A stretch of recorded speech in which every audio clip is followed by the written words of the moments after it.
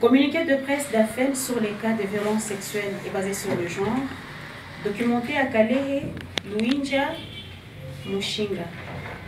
Ce communiqué de presse, d'information et de dénonciation de l'Association des femmes des médias présente les données recueillies à travers ces 9 clubs d'écoute, composés de femmes et hommes engagés dans la promotion des droits humains.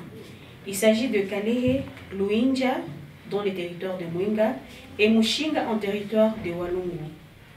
Depuis plus de 3 ans, AFEM est appuyé par Norwegian Church Aid, NCA, pour récolter les données de monitoring de la sécurité des femmes à travers le projet dénommé Projet de prévention et lutte contre le VSBG, à travers les activités de mobilisation communautaire des NCE, comprenez par là les 9 clubs d'écoute, et la campagne Tamar dans la province du Sud-Kivu, exécutée à Kalehe, Mushinga et Luinja. C'est dans ce cadre que AFEM met à la disposition des médias des informations sur les cas d'incidents de violences sexuelles basées sur le genre, dont sont victimes les femmes et filles selon les données recueillies par les groupes à la base. Pour ce qui est de l'année 2024, AFEM a documenté de janvier jusqu'en novembre 2024 plus de 40 cas alarmants de violences sexuelles basées sur le genre à l'égard de femmes et filles en territoire de Kalehe, Walungu et Mwenga, dont 4 cas de viol sur mineurs et 1 cas de féminicide, comprenez par là le meurtre d'une femme ou une femme tuée par son mari. En ce qui concerne la féminisation de la sorcellerie, 5 femmes ont été tuées, dont 2 par balle et 3 autres torturées, lynchées par la population en colère. Les faits se sont déroulés à Luinja, dans le territoire de Mwenga, au mois d'octobre dernier. Entre-temps, 2 autres femmes sont en fuite jusqu'à ce jour. Au cours du même mois d'octobre, le Noir Club d'écoute de FM à Mushinga, dans les territoires de Walungu, a documenté 23 cas de femmes accusées de sorcellerie. Ces dernières ont subi un traitement inhumain et dégradant avant d'être chassées de leur village. Elles vivent en clandestinité, loin de leur famille et sans espoir de retour par peur de représailles. Pendant ces temps, AFEM a également documenté des cas de viols, des violences sexuelles, d'agressions sexuelles, des violences physiques, des violences économiques, domestiques, des pratiques néfastes ci-après. Pour l'axe Kalehe, le lundi 29 janvier 2024, AFEM a documenté un cas d'harcèlement sexuel en territoire de Kalehe où une fille de l'école secondaire a abandonné les études après avoir raté l'alignement au stage, après avoir refusé donc les avances de son enseignant.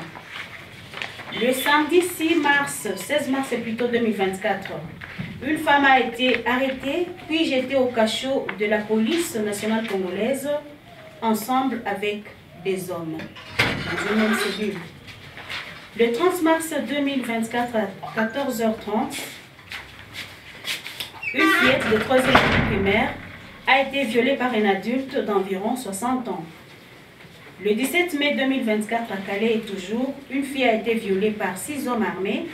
Ils ont ensuite emporté tout ce qu'elle possédait.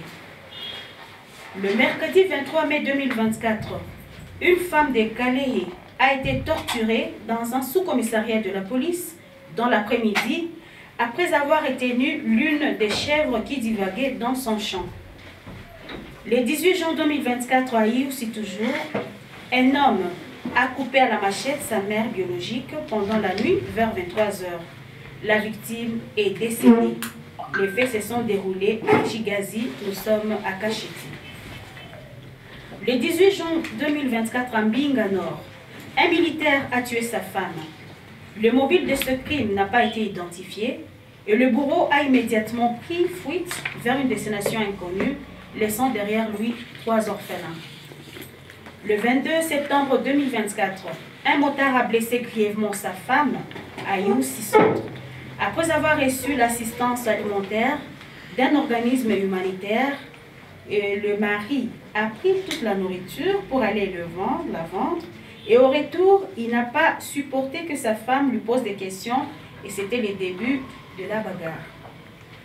Le 6 octobre 2024, dans le sous-village d'Ishovu, en territoire de Kalehe toujours, un homme a battu et blessé sa femme après que ce couple ait reçu une assistance d'un organisme international. Le mari n'a pas été satisfait du montant lui donné par sa femme pour ses besoins alcooliques, alors que cette dernière avait déjà donné le reste à l'école pour les frais scolaires des enfants. Il a qualifié sa femme de mauvaise gestionnaire et l'a frappée jusqu'à la blesser. Pour l'axe Luinja, le 15 octobre 2024, un homme âgé de 70 ans a violé une fille de 14 ans pendant qu'elle était à la recherche du bois de chauffe vers 14 heures. La victime a reçu le secours pendant que le forfait était déjà commis et le bourreau n'a reçu malheureusement qu'une pression. Le 19 octobre 2024, un homme du village d'Ishongwe a torturé sa femme aux environs de minuit parce que celle-ci s'était endormie avec les enfants avant l'arrivée de son mari à la maison. Le mari a d'abord fermé à clé la chambre des enfants avant de tabasser sa femme. Le 1er novembre 2024, un garçon a chassé sa maman de la maison familiale dans le village de Bouira. Le 20 novembre 2024, un garçon de 24 ans a violé une fille de 17 ans à Luinja dans le groupement de Loudoura. C'est sous une forte pluie que tout s'est déroulé pendant que la victime voulait s'abriter dans une boutique. Elle y a rencontré 3 jeunes hommes et l'un a commis l'acte. Pour l'axe Mushinga, nous sommes à Walungu, afin de documenter des cas de pratiques néfastes à l'égard des femmes.